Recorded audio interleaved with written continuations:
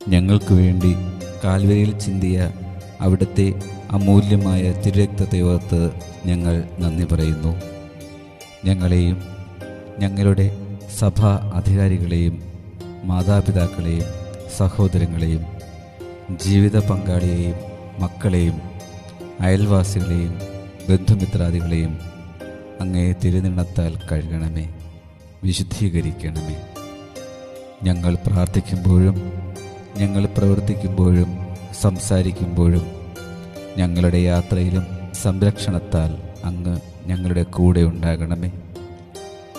ഈശോയെ, അവിടുത്തെ തിരുരക്തത്താൽ ഞങ്ങളെ കഴുകണമേ, വിശുദ്ധീകരിക്കണമേ.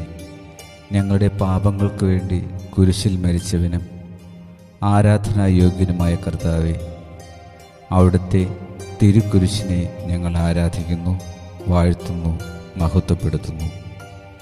പ്രപഞ്ചത്തിലെ സർവ്വ നക്ഷത്രങ്ങളെക്കാൾ ജ്വാല തൂകുന്ന നിന്റെ നാമം സർവഭൂവാസികളിലും നിറയണമേ.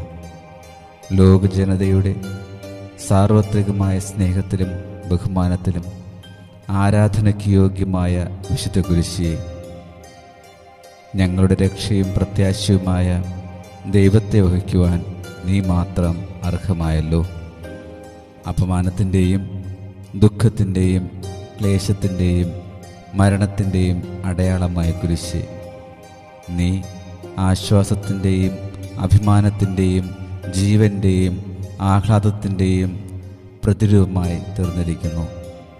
ഈശോയെ, അവിടുത്തെ വിശുദ്ധ കുരിശിൻ്റെ നാമത്തിൽ ഞങ്ങൾക്ക് ലഭിച്ച എല്ലാ നന്മകൾക്കും അനുഗ്രഹങ്ങൾക്കും നന്ദി പറയുന്നു.